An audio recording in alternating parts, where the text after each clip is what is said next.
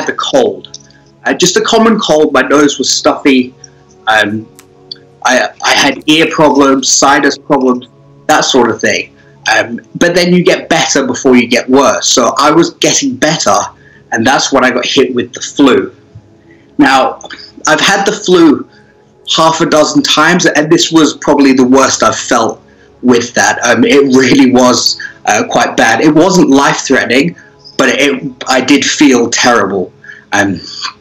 With the flu, I was stuck in bed. I had a headache. I just generally feeling unwell. I was getting better from the flu, and that's when I got hit with pneumonia. Now, the pneumonia, I've never had that before, so that was quite serious for me, and that's the point I went to hospital. And when you had the pneumonia, just describe to us, and we've all heard the word, but none of us, or most of us, don't know what it feels like. What did that feel like to you? Yeah, so pneumonia, it feels like you've only got 20% of your lungs working. You can't take a full breath like you need to. If you stand up and go and walk into the kitchen, you're out of breath because you just can't get that breath. It also sounds like you're breathing through a bag. Your breath is very crackly and croaky. It generally is not a fun thing at all, and it can be very, very serious. And you're young and you look healthy, so that must have been a really scary thing. Yeah, during that time it was. Just because I don't really drink, I don't smoke, and having that problem was very scary, just because breathing is vital to life. If you can't breathe, you can't live. And so having that being affected was quite a serious thing. How long have you now been living in this apartment, in this room that we can all see, in isolation? I've been here for 40 days now, over 40 days. It's been a long 40 days, to be honest. And how does that feel, 40 days? Because you're on your own, right? You have a cat, but you're on your own. You're not living with other people.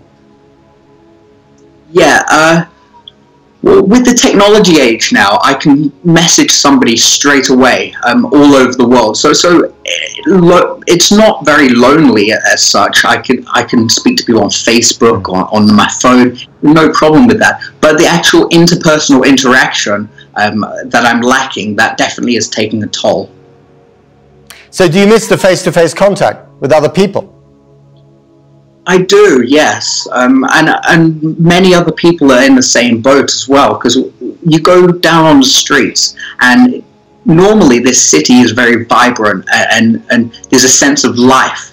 You go on the streets at night, there's people dancing, people singing, people with families, and at the moment there's just nothing like that. Anybody that you do see, they have a mask on, they're going to do something and they go straight home. There's no lingering, there's no groups of people chatting. It's quite sad, really. What about your mental health and the mental health of the people that you're communicating with in Wuhan? Mental health wise, we're all in the same boat. There's nothing we can do about it, so there's no point us being down or being unhappy. It's just, it is what it is. It will be gone soon. We'll get over it. Do you imagine people in Britain living the same way that you're living at the moment because they have to, because of the rate of infection? No, I don't. I think that lifestyle is very different here in China. There's no Western influence. It is completely foreign to what we would be used to. I believe that a lockdown of a week or maximum 2 weeks in the UK would be fine, but then people would be wanting to get out. People would be wanting breaking the curfew, and there's no way that the government could really stop them doing that. So, considering what you've had to go through, do you think that eventually you will feel safer in China when it comes to the virus than if you were living in the UK?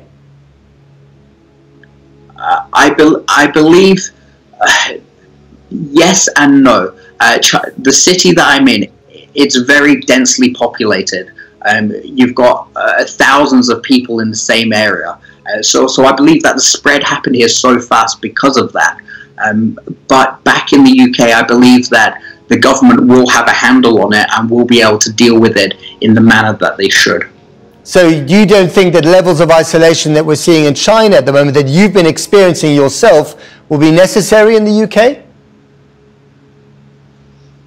I believe that if the infection rates were to skyrocket, then those measures will have to be implemented, and it will be a case of people will have to go through some discomfort just to help everybody else.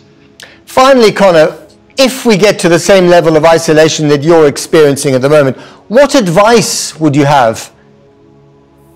Yeah, my advice would be to have a lot of things that will keep you entertained, take up a hobby, learn a language. I would also advise that people don't panic. Panic doesn't help anybody. If there is an isolation crisis where everybody has to be isolated, they shouldn't think about themselves, but think about other people. If you are infected, don't go out, don't infect other people, stay at home, not because it's uncomfortable, but to protect the people around you. Have you done anything in the last month that you've always wanted to do but haven't found the time to do? Have you learned a language? Have you read a book that you haven't read before? Tell us. Yeah, I've read a fair few books. I have a Kindle, which is really handy. I've painted. I've never been good at painting, but I'm slowly learning. I'm learning Russian at the moment, just in my free time. My days are busy. Even though I am isolated, it's definitely important to keep busy. So every morning for half an hour I do sit-ups and push-ups, just to keep myself from going mental. I'm learning how to cook properly. I've never really cooked decent meals. Just anything that you can think of. Make sure that whatever you're doing, you're interested in it and you want to do it. Sounds like you're the model citizen in the age of the virus. I wouldn't say that. There are many more people in this city that are doing the right thing and adhering to the rules. Conor Reid, thank you very much for talking to us. Good luck.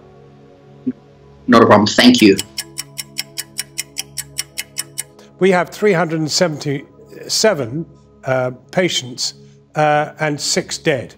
Now, do you see what we are doing as adequate, or do you look across and say, you should be doing what we're doing?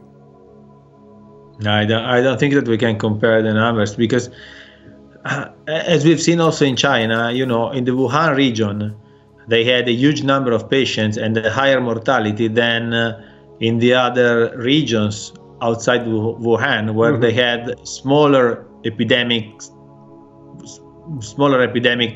episodes.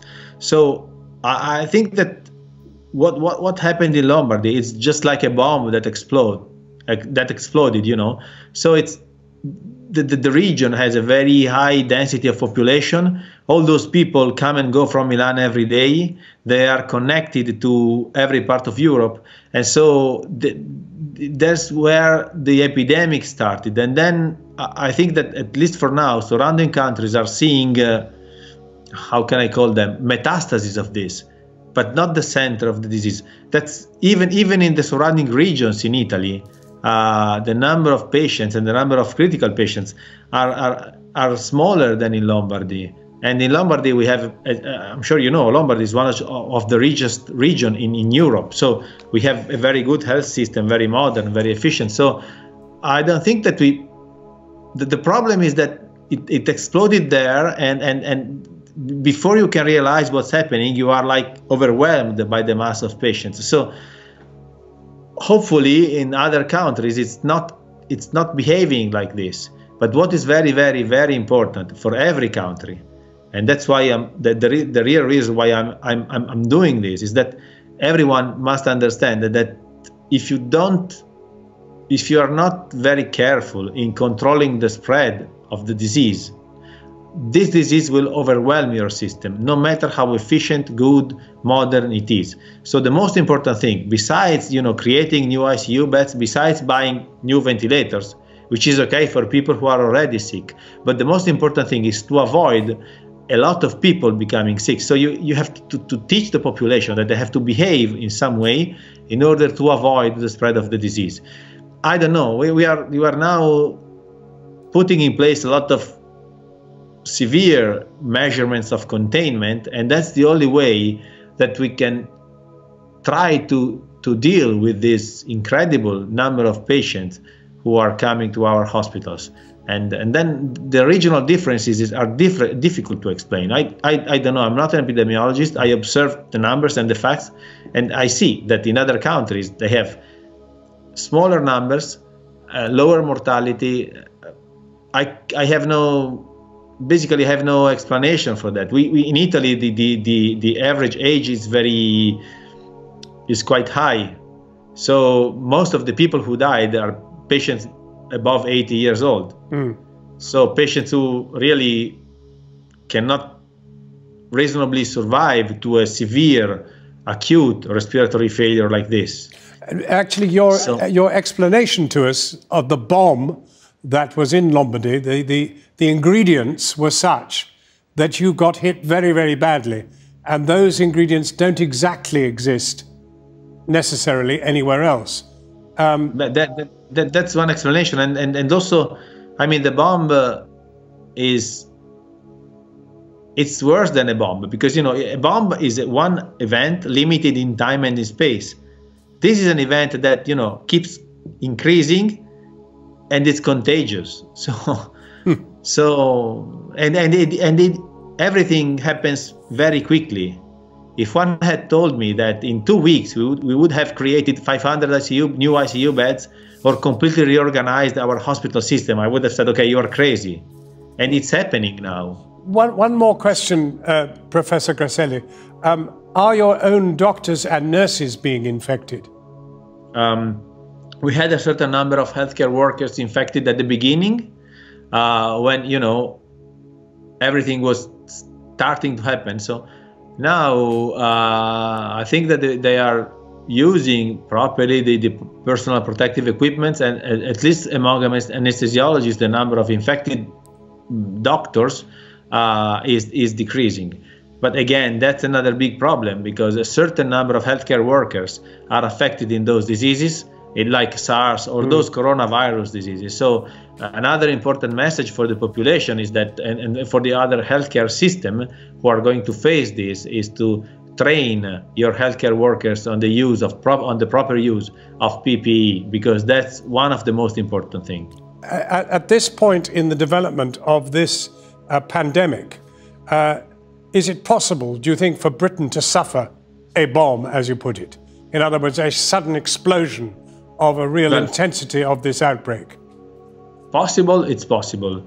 I think that you have the advantage of being late compared to us, so you're now realizing that this can happen, and it can happen in a rich and modern and well-organized region. Okay, so and I think that everyone, I'm being contacted by several people and from all over the world who are asking us, what are you doing? How did you do it? And and this is a great advantage for you. So I hope that in other countries this is not going to happen, because they know that it can happen, and they have to get ready, to be prepared. Professor Grasselli, thank you very, very much for talking to us, and good luck, and our thoughts are with you. Okay, thank you. Thank you. Thanks.